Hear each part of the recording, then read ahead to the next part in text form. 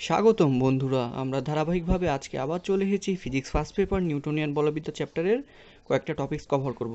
তো টপিকসগুলো হলো কেন্দ্রমুখী এবং কেন্দ্র বিমুখী বলের ব্যবহার সংক্রান্ত কয়েকটা উদাহরণ হতে পারে এরকম সাইকেল আরোহীর বাঁক নেওয়া, তারপর রাস্তার ব্যাংকিং কোণ সংক্রান্ত এবং তাদের কিছু গাণিতিক সমস্যার সমাধান করব। তো কথা না বাড়িয়ে চলে যাওয়া যাক বন্ধুরা। তো গত পর্বে আমরা কেন্দ্রমুখী বল সংক্রান্ত আলোচনা করেছিলাম, তো আবার একটু দেখা যাক বিষয়টা। ধরে নিলাম এটা একটা বৃত্তাকার পথ, ঠিক আছে। তো এই বৃত্তাকার পথে ধরে নিলাম এম ভরের একটা ঘূর্ণনশীল বস্তু রাখা আছে। তো ঘূর্ণনশীল বস্তুটা ধরে নিলাম প্রতিনিয়ত বৃত্তাকার পথের স্পর্শক বরাবর ভি বেগে ঘুরতে থাকবে, ঠিক আছে। তো ভি বেগে যখন ঘুরতে থাকবে বস্তুটা, তখন বস্তুটার একটা ইফেক্ট থাকবে, অর্থাৎ ত্বরণ থাকবে, কেন্দ্রের দিকে একটা ত্বরণ থাকবে। সেই ত্বরণের দিকটা ধরে নিলাম ও এর দিক বরাবর, ঠিক আছে, অর্থাৎ কেন্দ্রের দিক বরাবর। তো যখন কেন্দ্রের দিকে একটা ত্বরণ ছিল, অর্থাৎ কেন্দ্রমুখী ত্বরণ ছিল গতিশীল বস্তুটার, এম ভরের গতিশীল বস্তুটা, তখন বস্তুটার মধ্যে একটা কেন্দ্রমুখী বলও থাকবে, ঠিক আছে। তো কেন্দ্রমুখী বলটার মান ধরে নিয়েছিলাম আমরা এফসি, অর্থাৎ এফসি ইকুয়ালটা আমরা বলেছিলাম M V square divided by R. যেখানে এমটা ছিল কি ঘূর্ণনশীল বস্তুর ভর এবং ভিটা কি ছিল যে রৈখিক বেগ নিয়ে বস্তুটা বৃত্তাকার পথে স্পর্শক বরাবর ঘুরছে, রাইট। এবং আরটা কি ছিল বৃত্তাকার পথের ব্যাসার্ধ। তো এখন বস্তুটা যখন প্রতিনিয়ত সমদ্রুতিতে ঘুরতে থাকবে তখন বস্তুটার বেগের দিকটা পরিবর্তন হতে থাকবে, অর্থাৎ বস্তুটার বেগটা অলওয়েজ স্পর্শক বরাবর কাজ করতে থাকবে। তো বস্তুটার যেহেতু বেগের দিকটা পরিবর্তন হচ্ছে, অর্থাৎ বেগের দিক পরিবর্তন হওয়ার সাথে সাথে বেগের মানটারও কিছু পরিবর্তন হতে থাকবে, যার ফলে বস্তুটার মধ্যে একটা কেন্দ্রমুখী ত্বরণ কাজ করতে থাকবে। এখন যদি কেন্দ্রমুখী বলটা না থাকে তাহলে কি হবে, বস্তুটা স্পর্শক বরাবর ছিটকে চলে যাবে। তো বাইরের দিকে ছিটকে যাওয়ার জন্য যে বলটা কাজ করে সেই বলটাকে বলা হচ্ছে কি কেন্দ্রবিমুখী বল বা সেন্ট্রিফিউগাল ফোর্স, রাইট। তো সেন্ট্রিফিউগাল ফোর্সটা কোন দিক বরাবর কাজ করে, অবশ্যই কেন্দ্রমুখী বলের বিপরীত দিক বরাবর, অর্থাৎ এই দিক বরাবর। ধরে নিলাম এই দিক বরাবর কেন্দ্রবিমুখী বলের দিক, রাইট। তো এখন হলো যদি সংযোগটা না থাকে, অর্থাৎ সংযোগটা মানে কেন্দ্রের সাথে যদি সংযোগটা না থাকে তখন কি হবে, বস্তুটা স্পর্শক বরাবর ছিটকে চলে যাবে, রাইট। তো স্পর্শক বরাবর ছিটকে চলে যাওয়ার জন্য দায়ী কোন বলটা, কেন্দ্রবিমুখী বল। তো এখন যদি তো এখন মেনলি ডিপেন্ড করছে যে হলো কেন্দ্রমুখী বল এবং কেন্দ্রবিমুখী বলটা কখন থাকবে। তো এটা ডিপেন্ড করছে আসলে সংযোগের উপর। তো যদি এখন কেন্দ্রের সাথে সংযোগটা থাকে তখন হলো কেন্দ্রমুখী বল এবং কেন্দ্রবিমুখী বল দুইটাই থাকবে, রাইট। তখন কি করবে, কেন্দ্রমুখী বলটা কি করবে, বস্তুটাকে সামনের দিকে নিয়ে আসবে, অর্থাৎ কেন্দ্রের দিকে নিয়ে আসবে। তখন কেন্দ্রবিমুখী বলটা কি হয়ে যাবে, নিষ্ক্রিয় হয়ে যাবে, রাইট। তো এখন যদি সংযোগটা না থাকে তখন কি হয়ে যাবে, কেন্দ্রমুখী বলটা নিষ্ক্রিয় হয়ে যাচ্ছে, তখন কি থাকবে, শুধু কেন্দ্রবিমুখী বল। তো কেন্দ্রবিমুখী বলটা কি করবে, বস্তুটাকে স্পর্শক বরাবর ছিটকে নিয়ে চলে যাবে, রাইট। তো এখন যদি সংযোগটা থাকে, অর্থাৎ সংযোগ থাকা অবস্থাতে দুইটা বলই কাজ করছে, কেন্দ্রমুখী বল এবং কি কেন্দ্রবিমুখী বল। তো এটাকে বলা হচ্ছে কি এফসি, রাইট, বা সেন্ট্রিপিটাল ফোর্স, অথবা আমরা বলতে পারি সেন্ট্রিফিউগাল ফোর্স। তো সেন্ট্রিপিটাল বা সেন্ট্রিফিউগাল ফোর্সের মানটা আমরা পাচ্ছি m V square by r, right. তো এটাই ছিল কি কেন্দ্রমুখী বল এবং কি কেন্দ্রবিমুখী বল। তো এখন আমরা হলো দুইটা উদাহরণ দেখব এই রিলেটেড। তো আমরা এখন কেন্দ্রমুখী বল এবং কেন্দ্রবিমুখী বলের একটা উদাহরণ দেখব, সেটা হলো সাইকেল আরোহীর বাঁক নেওয়া, অথবা মোটরসাইকেল আরোহীরও বাঁক নেওয়া হতে পারে, রাইট। তো কিভাবে হয় এই জিনিসটা, তো রাইডারটা মেনলি, অর্থাৎ সাইকেল রাইডারটা মেনলি হেলে বাঁক নেয়। তো তো সাইকেল আরোহীটা হেলে বাঁক নেয়, রাইট। তো হেলে যাওয়ার কারণটা হচ্ছে বাঁক যখন নেয় সে বৃত্তাকার পথে, যে এরকম বৃত্তাকার একটা পথে সে বাঁক নেয়, রাইট। তো কখন বাঁকটা নেয়, যখন একটা রোড আরেকটা রোডের সাথে বৃত্তপথে কানেক্টেড থাকে, রাইট। তো এই যে এরকম বৃত্তাকার একটা পথে কানেক্টেড থাকবে। আর বৃত্তাকার পথের এই যে এটা হচ্ছে কেন্দ্র, এবং কেন্দ্র থেকে এই যে দূরত্বটা কি হচ্ছে ব্যাসার্ধ, রাইট।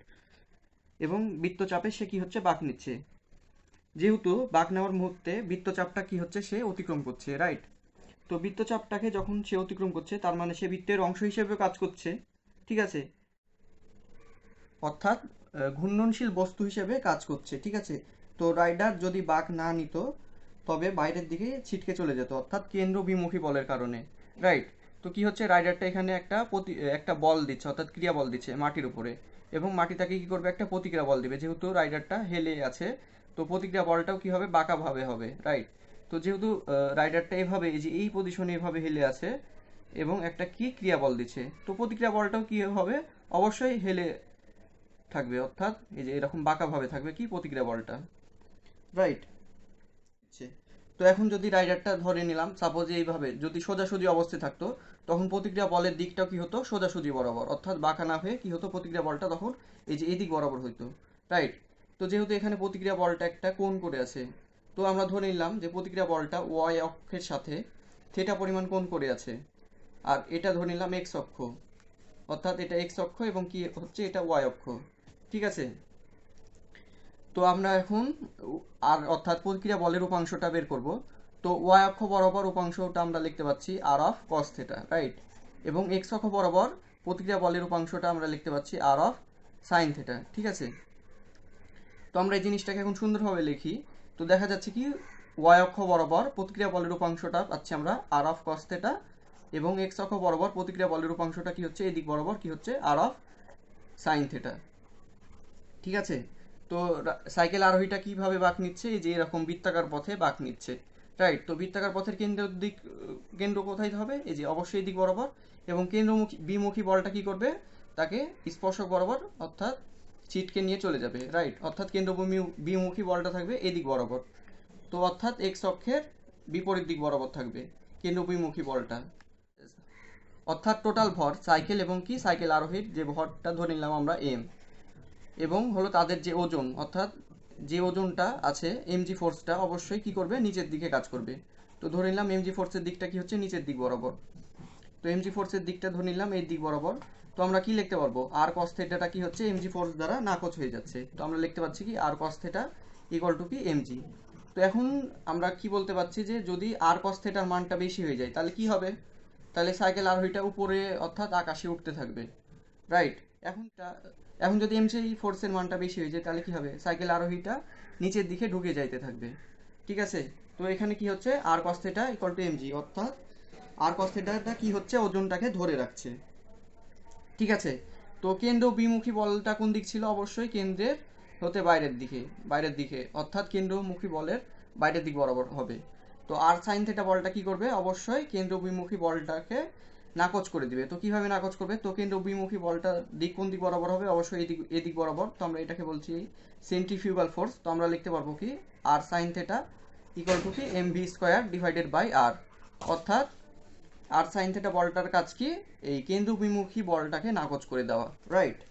এটা এই দুইটা সমীকরণ থেকে আমরা থিটার মানটা বের করে নিতে পারি, অর্থাৎ যদি আমরা 2 নম্বর সমীকরণকে 1 নম্বর সমীকরণ দ্বারা যদি ভাগ করি দেন আমরা লিখতে পারবো r sign theta divided by কি r cos theta equal to আমরা লিখতে পাচ্ছি m V square by r into m of g, right.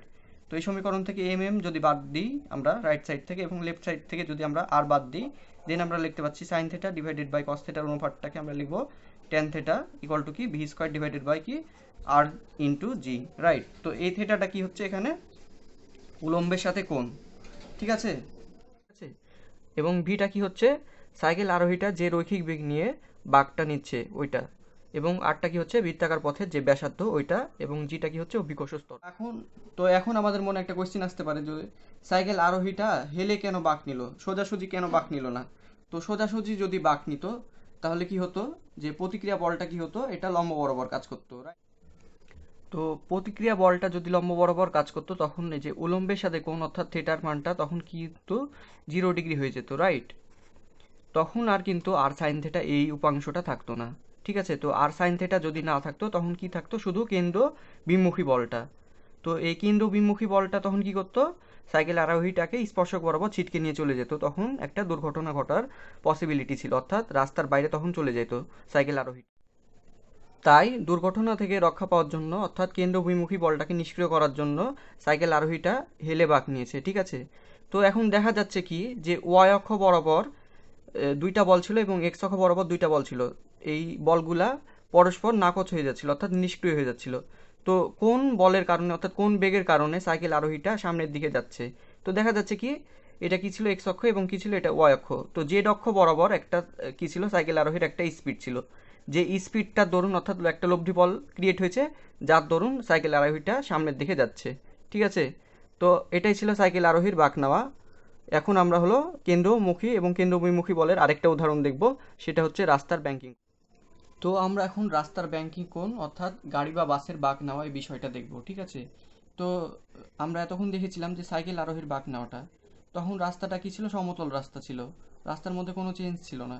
তো এই যে গাড়ি বা বাসে যখন বাঁক নিব, তখন হলো রাস্তাটা কিছু পরিমাণে অর্থাৎ উঁচু করা হয়, তো ঢালু করা হয়, এই যে এরকম উঁচু করা হয় এবং এই পয়েন্টটা কি কিছু করা হয়, কিছু পরিমাণে নিচু করা হয়। তো রাস্তার এক পাশ কিছু পরিমাণে উঁচু এবং আরেক পাশ কি করা হয়, নিচু করা হয়।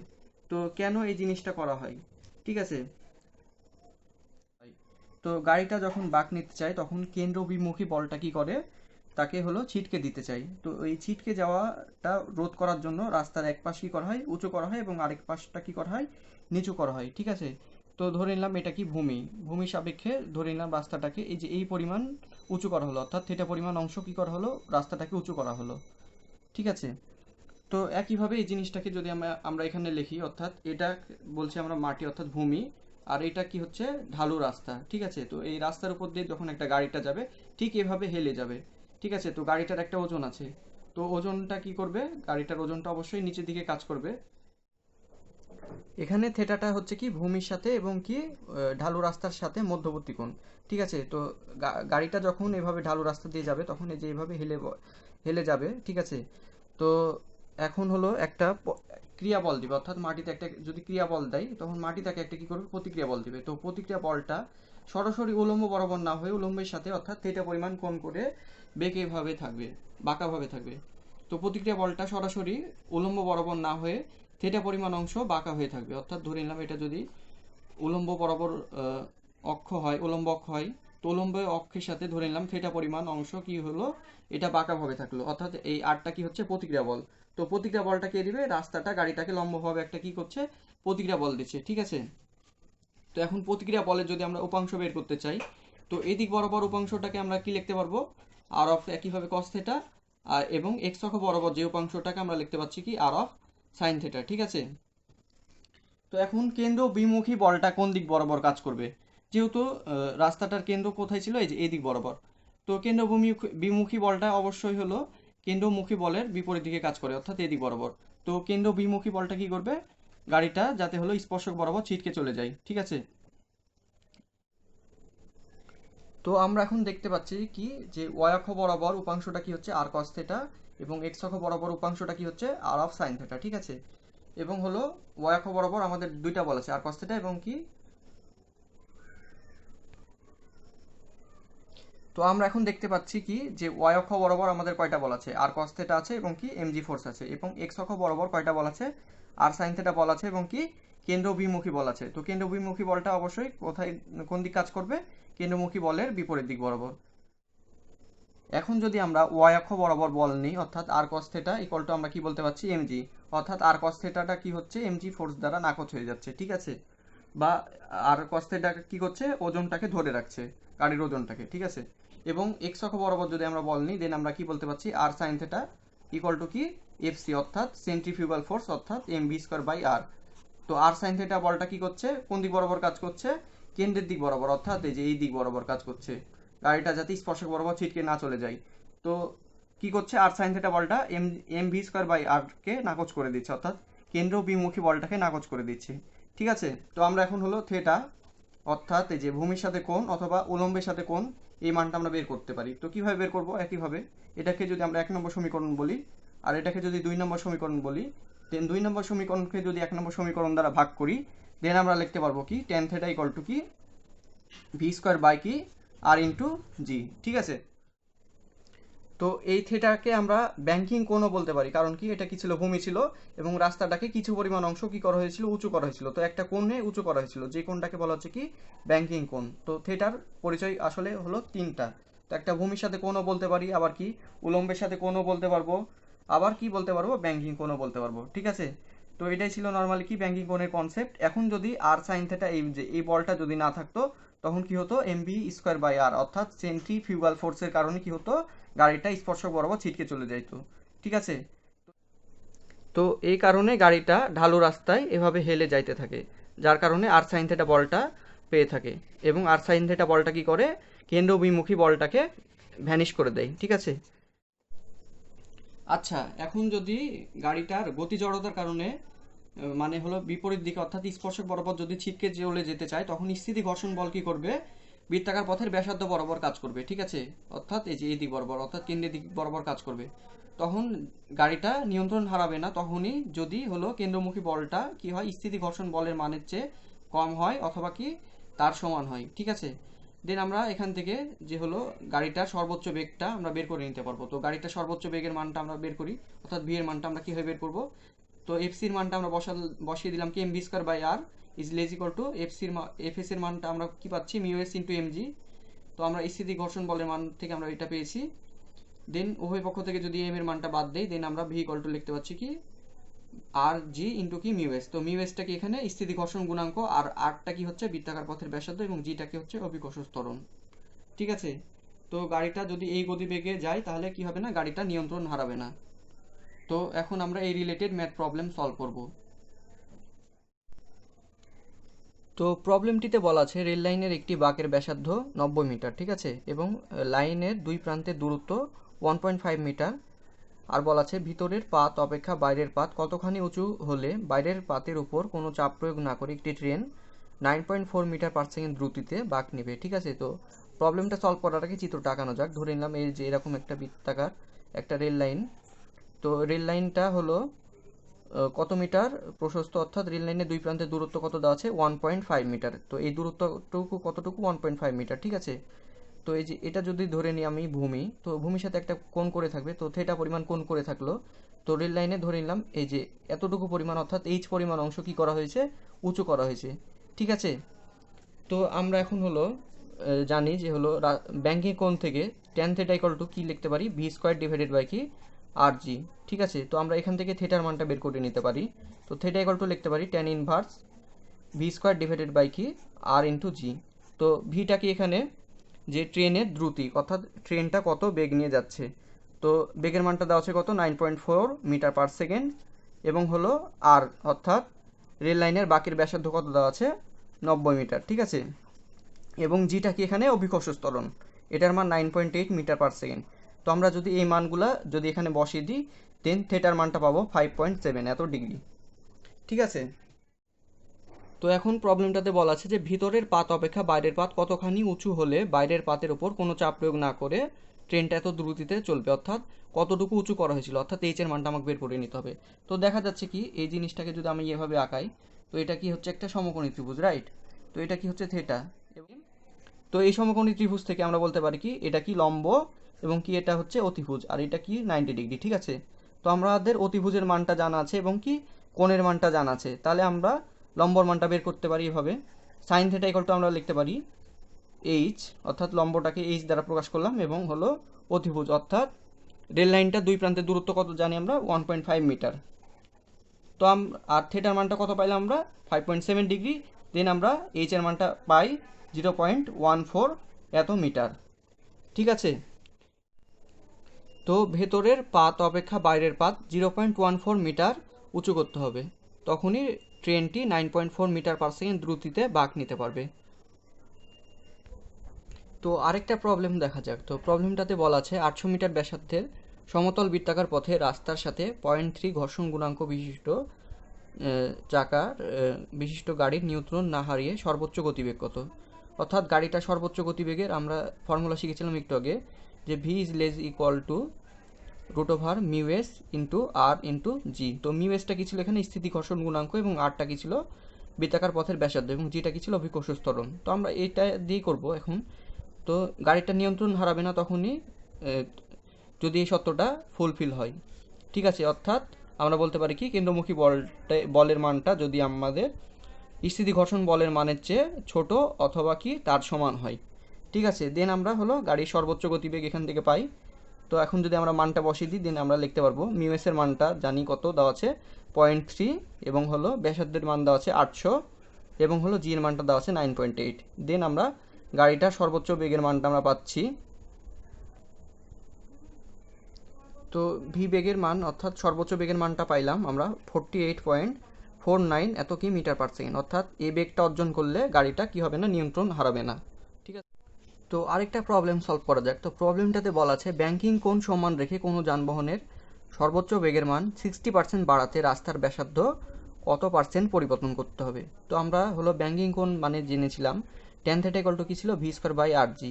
তো ব্যাঙ্কিং কোণটাকে আমরা যদি সমান রাখি তখন হলো সর্বোচ্চ বেগের মানটাকে কত বাড়াতে হবে 60%। তো আদি বেগটা আমরা ধরে নিলাম কি যে হলো ভি। তো এখন হলো পরবর্তীত বেগটা কি হবে, ধরে নিন আমরা ভি প্রাইম দ্বারা লিখলাম, তো ভি প্রাইমটা কি হবে আদি বেগের 60% বাড়াতে হবে, অর্থাৎ ভি প্লাস ভি এর 60%। ঠিক আছে, দেন আমরা লিখতে পারবো কি 1.6 অফ কত ভি, অর্থাৎ আদি বেগের 1.6 ভি। তো এটা কি হচ্ছে আমাদের পরবর্তীত বেগ। তো আমাদের কি করতে হবে যে ব্যাঙ্কিং কোণটাকে সমান রাখতে হবে। তো আমরা কিভাবে লিখব, তো আদি অবস্থার জন্য আমরা লিখে নিলাম যে v square by r g equal to আমাকে কি লিখতে হবে v prime square divided by কি আর ইন্টু জি। তো এখন কি বলেছে যে হলো রাস্তার ব্যাসার্ধ কত পার্সেন্ট পরিবর্তন হবে, রাইট। তো আগের ব্যাসার্ধ ধরে নিলাম রাস্তার ব্যাসার্ধ আর, তো যেহেতু বেগটা চেঞ্জ হয়ে গেল তখন হলো ব্যাসার্ধর মানটাও চেঞ্জ হয়ে যাবে। তো এই আর এর মানটা ধরে নিলাম আমরা আর প্রাইম দ্বারা ডিনোট করলাম। ঠিক আছে, দেন আমরা ভি প্রাইমের মানটা বসিয়ে যদি দেই, দেন আমরা ভি প্রাইম ইকুয়াল টু লিখতে পারবো কি 1.6 অফ কি ভি, তার উপর কি হোল স্কোয়ার ডিভাইডেড বাই কি আর প্রাইম ইন্টু কি জি। আর এখানে কি পাচ্ছি আমরা ভি স্কোয়ার ডিভাইডেড বাই কি আর ইন্টু কি জি। তো আমরা এখান থেকে দেখা যাচ্ছে কি যে 1.6কে যদি আমরা এখন হলো বর্গ করি, দেন আমরা লিখতে পারবো কি 2.56 অফ ভি, আর ভি এর স্কোয়ার, আর এপারে কি থাকছে যে ভি স্কোয়ার ডিভাইডেড বাই কি আর ইন্টু কি জি, আর এখানে কি থাকছে আর প্রাইম ইন্টু কি জি।